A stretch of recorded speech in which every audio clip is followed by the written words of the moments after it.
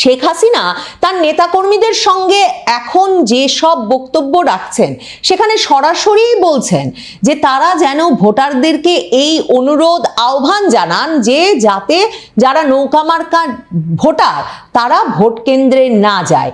এবং শেখ হাসিনা পরিষ্কার করে এটাও বলছেন, যে কথাটা তিনি কিন্তু আন্তর্জাতিক সংবাদ মাধ্যমেও বলেছেন, যে আওয়ামী লীগের ভোটাররা যদি ভোট কেন্দ্রে না যায়, 50%র বেশি ভোটার যদি ভোট কেন্দ্রে না যায়, তারা যদি এই নির্বাচনকে একটা বৈধতা না দেয়, তাহলে যে সরকারটা ক্ষমতায় আসবে তারা দেখতে চান, আওয়ামী লীগ দেখতে চায়, শেখ হাসিনা দেখতে চান সেই সরকারটা কদিন টিকতে পারে, কতটা স্থিতিশীলতা পায়। বাংলাদেশ আওয়ামী লীগ 2024-এর মে মাসে তাদের রাজনৈতিক কার্যক্রম নিষিদ্ধ করার পর যখন সরকার এই ঘোষণাও দিয়েছিল যে এবারের নির্বাচনে আর নৌকা মার্কা থাকছে না, তখন থেকেই এই ক্যাম্পেইন করে আসছিল, এই প্রচারণা চালিয়ে আসছিল যে নো ভোট নো ভোট, নৌকা নাই তো ভোটও নাই। বাংলাদেশ আওয়ামী লীগের সভানেত্রী শেখ হাসিনা তিনি আন্তর্জাতিক সংবাদ মাধ্যমগুলোর সঙ্গে যখন সাক্ষাৎকার দিচ্ছেন, বারবার তিনি এই আস্থা আওয়ামী লীগের সমর্থক ভোটারদের ওপর রাখছিলেন যে আওয়ামী লীগ যখন নাই, নৌকা মার্কা যখন ব্যালটে নাই, তখন যে ধরনের গণ বয়কটের শিকার হবে আগামী নির্বাচন, সেই নির্বাচনে কিছুতেই একটি গ্রহণযোগ্য সরকার গঠিত হতে পারবে না। এই ম্যাস বয়কট বা গণ বয়কট সৃষ্টি হবে আওয়ামী লীগের ভোটারদেরকে বাইরে রাখার মাধ্যমে, এই কথাটা বারবার শেখ হাসিনা উল্লেখ করছিলেন। শেখ হাসিনা বলে আসছিলেন, আওয়ামী লীগ নেতৃবৃন্দ বলে আসছিলেন যে যখন একদিকে আওয়ামী লীগেরই 35-40% ভোট নিশ্চিতভাবে আছে, তখন ওয়ার্কার্স পার্টি, জাসদ, এমনকি জাতীয় পার্টিকেও যখন ভোটের বাইরে রাখার পুরো ব্যবস্থা করে ফেলা হয়েছে, তখন আসলে বাংলাদেশের জনসংখ্যার 50%-এর পছন্দের মার্কাগুলোর কোনো উপস্থিতি থাকছে না ব্যালট পেপারে। কাজেই যে ভোটে 50% মানুষের প্রিয় মার্কা নাই, সেই ভোটে কেনই বা মানুষ ভোট দিতে যাবেন, সে প্রশ্ন বারবার আওয়ামী লীগ নেতৃবৃন্দ তুলছিলেন। আওয়ামী লীগ নেতৃবৃন্দ বলছিলেন, এমনকি যে অবস্থা আইন শৃঙ্খলা পরিস্থিতির, তাতে কি অন্তর্বর্তীকালীন সরকার সত্যিই একটা নির্বাচন অনুষ্ঠান করতে পারবে? সেই নির্বাচন অনুষ্ঠিত হলেই কি ভোটাররা ভয় মুক্তভাবে সেই নির্বাচনে ভোট দিতে যেতে পারবে? আর বিএনপি জামায়াতের মধ্যকার এই নির্বাচন যদি একটা ভাগাভাগির নির্বাচন, সাজানো নির্বাচন হিসেবেই অনুষ্ঠিত হয়ে যায়, তাহলে বিএনপি জামাতের ভোটাররাই বা কেন, কোন উৎসাহে এমন একটা প্রতিদ্বন্দ্বিতাবিহীন সাজানো ভাগাভাগির নির্বাচনে ভোট দিতে যাবেন, সে প্রশ্ন পর্যবেক্ষকরা বারবার তুলছিলেন। আওয়ামী লীগ এই অবস্থায় নো ভোট হলেও, মানে নৌকা না থাকলেও যখন ভোট হয়ে যাচ্ছে, মানে অন্তত সরকার এখনো বলছে 12ই ফেব্রুয়ারি তারা ভোট অনুষ্ঠান করেই ছাড়বে, তখন আওয়ামী লীগের কর্মসূচিটা কি? আওয়ামী লীগ কি ভোটাররা গণ বয়কট করবেন সেই প্রত্যাশা করছেন? মানে তারা স্বতঃস্ফূর্তভাবে গণ বয়কট করবেন সেই প্রত্যাশায় আছেন, নাকি আওয়ামী লীগ ভোটারদেরকে গণ বয়কটের ডাক দেবে? আওয়ামী লীগ কি নো ভোট নো ভোট, যে ভোটে নৌকা নাই সে ভোট প্রতিহত করবে? আওয়ামী লীগ কি যে ভোটে নৌকা নাই সে ভোটে প্রতিরোধ গড়ে তুলবে? আওয়ামী লীগ কি করবে?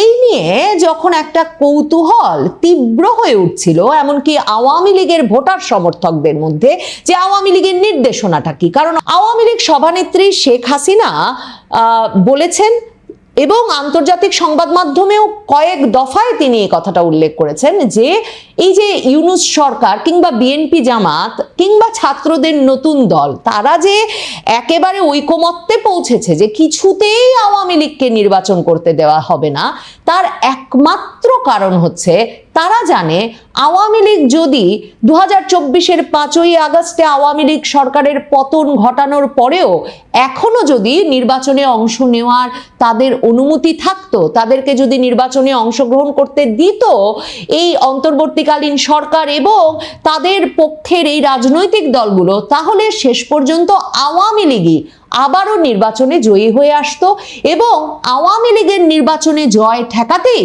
ইউনূস সরকার, বিএনপি, জামাত, এনসিপি এরা সকলে মিলে আওয়ামী লীগকে যে কোনো উপায়ে নির্বাচনের বাইরে রাখছে।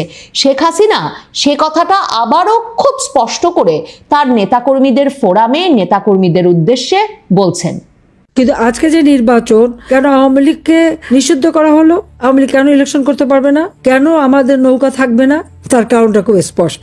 তারা জানে যতই আমার বিরুদ্ধে বদনাম দিক, যতই আমাকে মৃত্যুদণ্ড দিক, আওয়ামী লীগ যদি ইলেকশনে অংশগ্রহণ করে জনগণ আওয়ামী লীগকেই ভোট দেবে। তার কারণ তারা আওয়ামী লীগকেই চায়, কারণ আওয়ামী লীগ সন্ত্রাস দমন করে মানুষের জীবনের নিরাপত্তা নিশ্চিত করেছে। আওয়ামী লীগ জনগণের আর্থসামাজিক উন্নতি করে তাদের মাথাপিছু আয় বৃদ্ধি করেছে, তারা খেয়ে পড়ে সুখে ছিল, শান্তিতে ছিল। শেখ হাসিনা পুত্র সজীব ওয়াজেদ জয় একটা স্পষ্ট স্ট্যাটাস দিয়েছেন রোববারে। সেই স্ট্যাটাসে তিনি সরাসরি পরিষ্কার করে বলেছেন যে এটা কোনো ভোট নয়, এটা একটা ফাঁদ। বাংলাদেশকে রক্ষা করতে এই পাতানো নির্বাচনে অংশ নেবে না বাংলাদেশ। বাংলাদেশে আসন্ন নির্বাচন কোনো স্বচ্ছ গণতান্ত্রিক প্রক্রিয়া নয়, এটা অবৈধ জামাতি ইউনূস সরকারের সাজানো নাটক। আরেকটা নাটকের মাধ্যমে পাতানো নির্বাচনকে বৈধতা দেওয়ার চেষ্টা চলছে।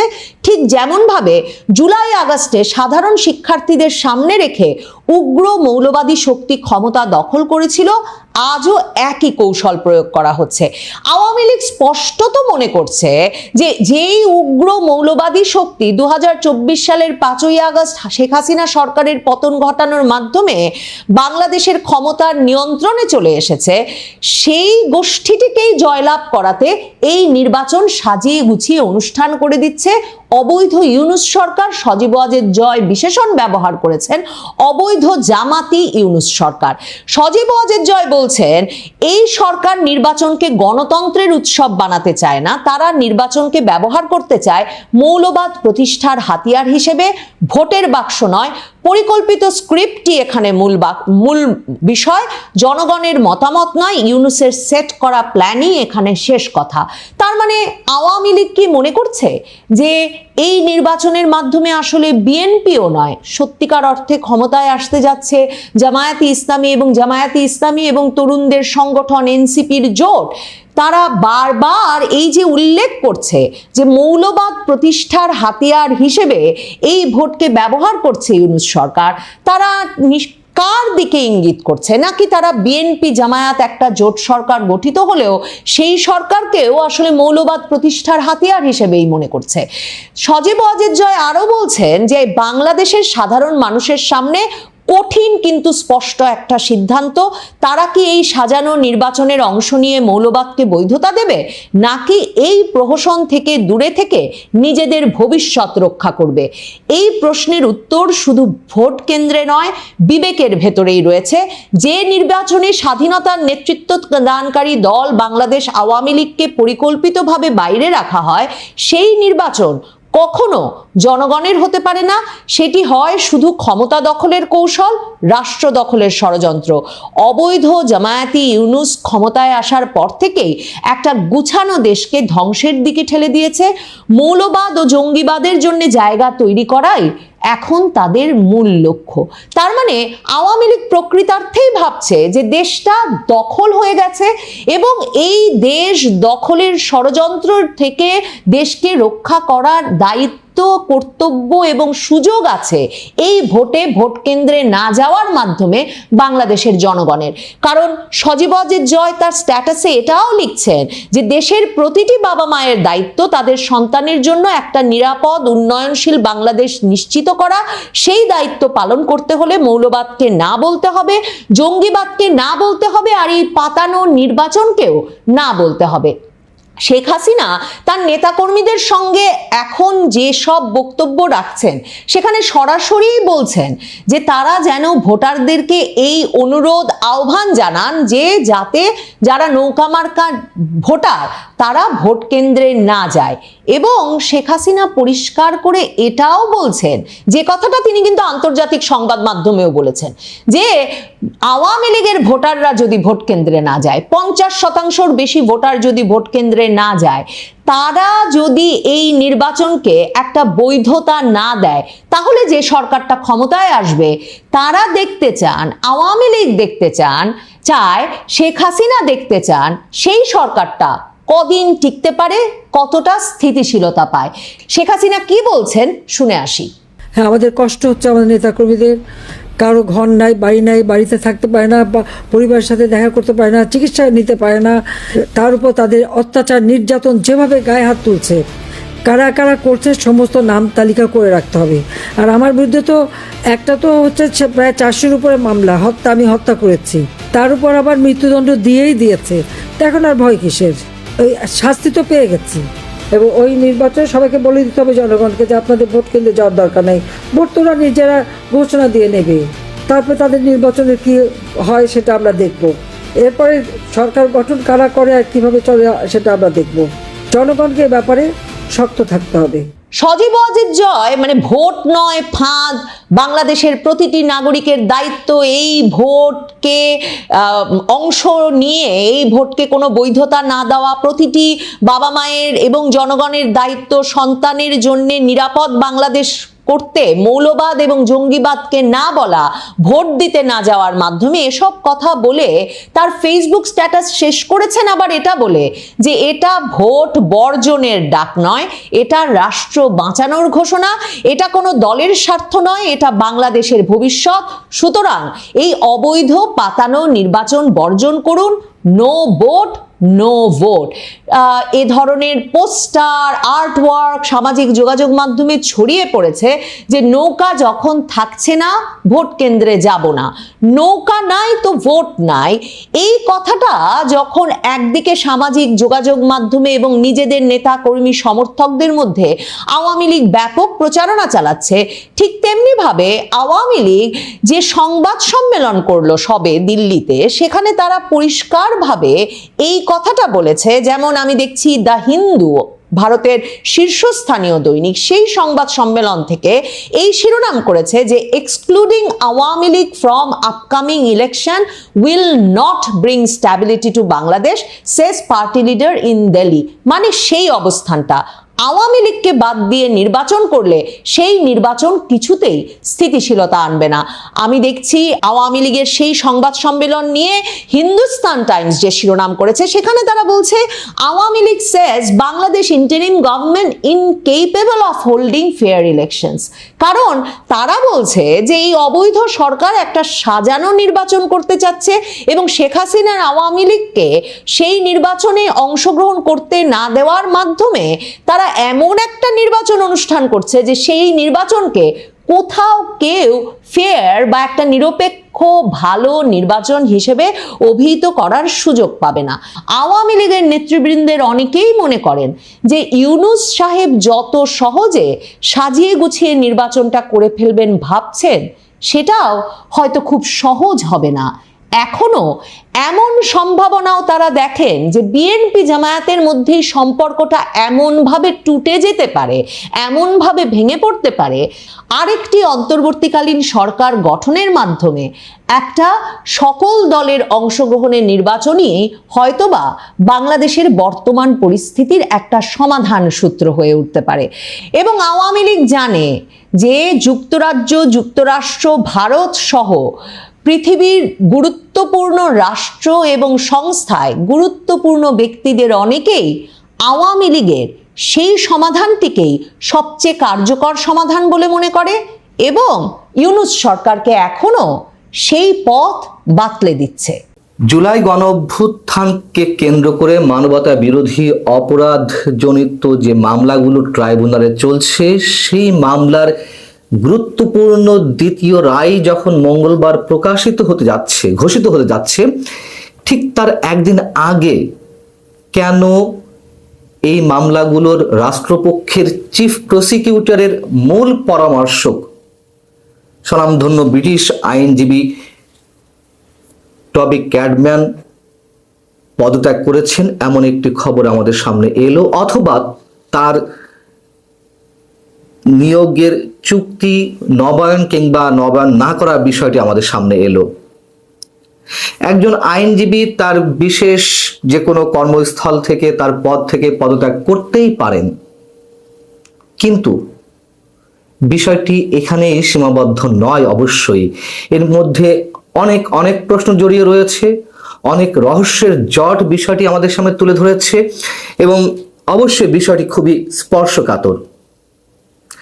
একটু খুলে বলি, আপনারা হয়তো অনেকেই শুনেছেন এর মধ্যে যে তিনি তার পদ থেকে, অর্থাৎ বাংলাদেশের এই ট্রাইব্যুনালের যিনি চিফ প্রসিকিউটর তাজুল ইসলাম, তার মূল পরামর্শকের পদ থেকে ইস্তফা দিয়েছেন এমন একটি খবর আমাদেরকে জানিয়েছেন ব্রিটিশ মানবাধিকার কর্মী এবং বিবিসির সাবেক অনুসন্ধানী সাংবাদিক ডেভিড বার্গম্যান। তিনি তার ফেসবুকে একটি পোস্ট দিয়েছেন।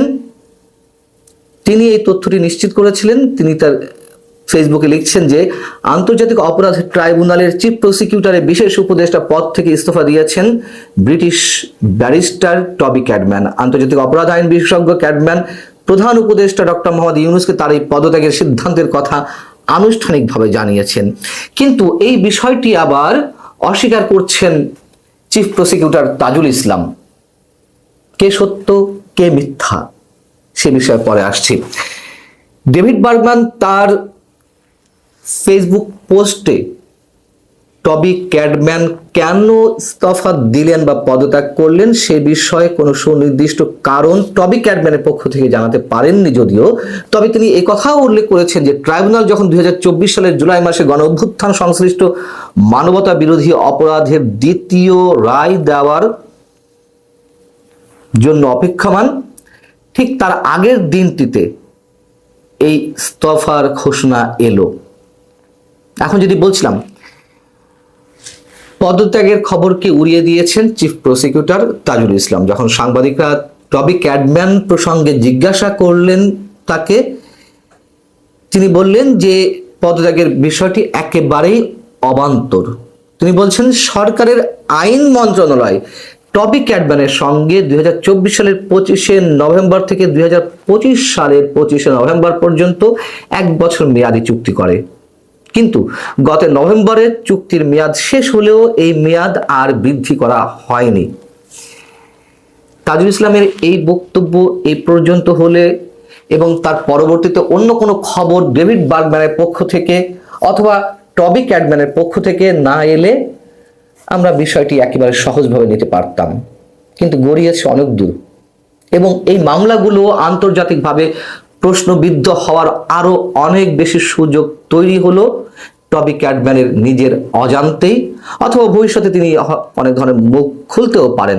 যাই হোক, এখন যদি বলছিলাম যে ওই পর্যন্ত থাকলে আমরা বিষয়টি সহজভাবে নিতে পারতাম, কিন্তু তাজুল ইসলাম বলছেন আরো যে বিষয়টি বলছেন যে চুক্তির মেয়াদ বৃদ্ধির জন্য আইন মন্ত্রণালয়ের সঙ্গে টবি ক্যাডম্যান নিজে যোগাযোগ করলেও সরকার তাতে আগ্রহ দেখায়নি। অর্থাৎ সরকার মনে করেছে আর কোনো প্রয়োজন নেই, কিন্তু টবি ক্যাডম্যান খুব আগ্রহী ছিলেন চুক্তিটি নবায়ন করতে। ফলে গত নভেম্বর থেকে চিফ প্রসিকিউটরের বিশেষ উপদেষ্টার পদে কিংবা মূল পরামর্শকের পদে তিনি আর নেই, অর্থাৎ টবি ক্যাডম্যান। সুতরাং তার পদত্যাগের বিষয়টি অবান্তর প্রশ্ন বলে তিনি মন্তব্য করেন। এখন প্রশ্ন হচ্ছে, যেটি বলছিলাম, সত্য আসলে কে আড়াল করছেন অথবা মিথ্যা আমরা কোনটিকে ধরে নেব?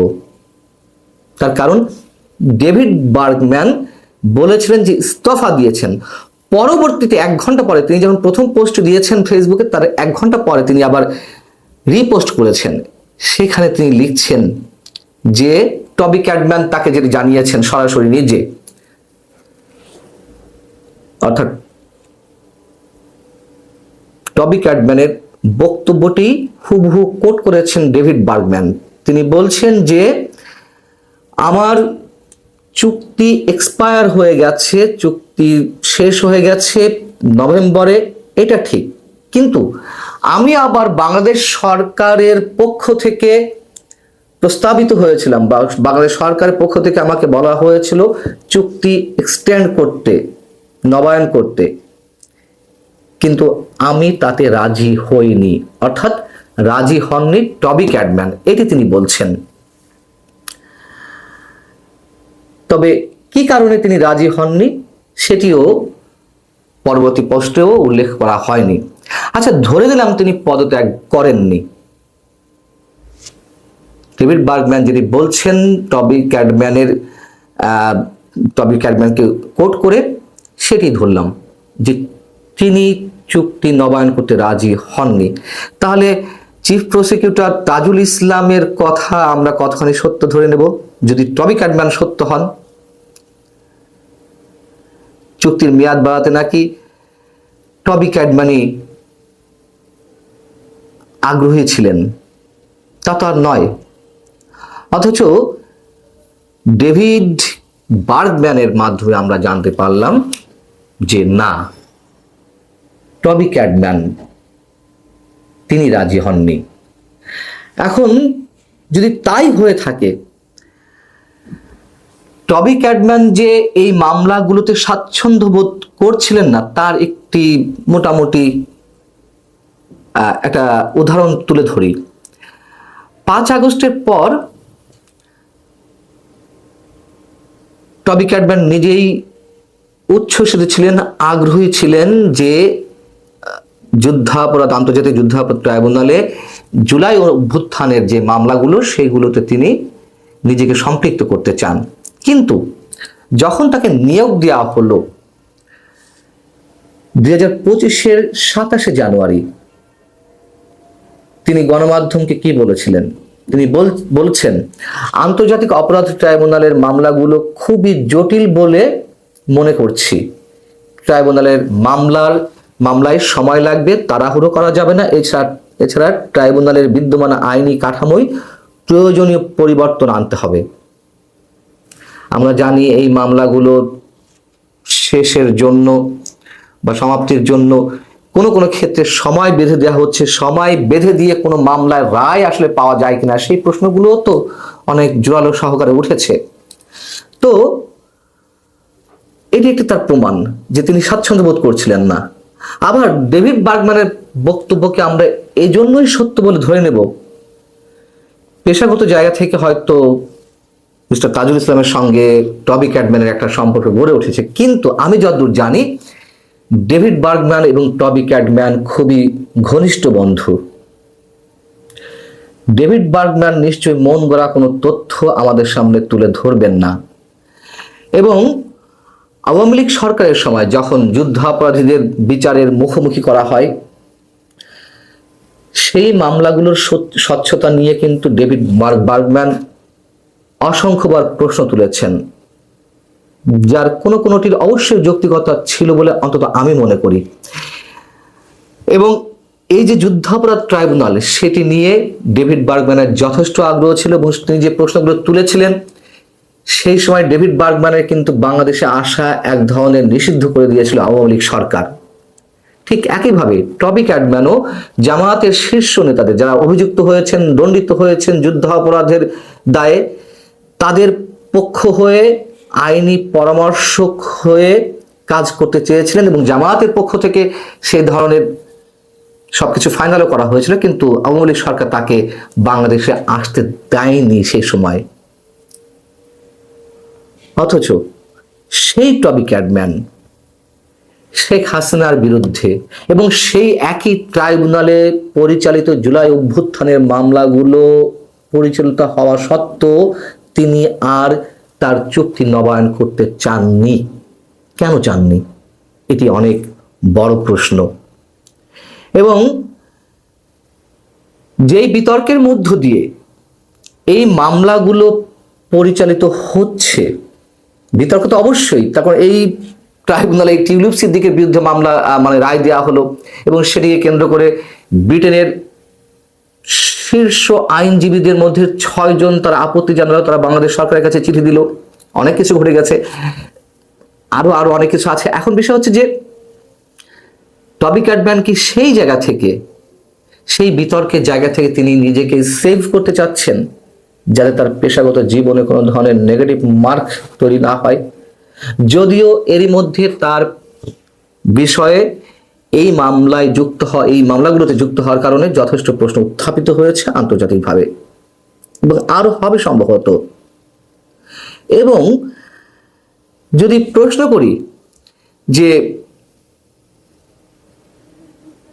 যুদ্ধাপরাধীদের বিরুদ্ধে যে মামলাগুলো পরিচালিত হচ্ছিল, সেই সময় যেমন টবি ক্যাডম্যান, ডেভিড বার্গম্যান অনেক প্রশ্ন তারা তুলেছিলেন, এই মুহূর্তে এসে ডেভিড বার্গম্যান এরই মধ্যে অনেক ধরনের প্রশ্ন তুলেছেন। এটা সত্য কথা চলমান মামলাগুলো সম্পর্কে। টবি ক্যাডম্যান কি সেই ধরনের কোনো প্রশ্ন অদূর ভবিষ্যতে তুলবেন? এবং যদি তুলেই থাকেন ভবিষ্যতে, তাহলে নিশ্চয়ই এই মামলাগুলো সাংঘাতিকভাবে অবশ্যই যথেষ্ট প্রশ্নের মধ্যে পড়বে। এবং তাজুল ইসলাম, ডেভিড বার্গম্যান, এই দুইজনকে কেন্দ্র করে যে বিতর্কের সৃষ্টি হয়েছে, নিশ্চয়ই তার অবসানও টবি ক্যাডম্যান করবেন একজন আন্তর্জাতিক অপরাধ বিশেষজ্ঞ হিসেবে।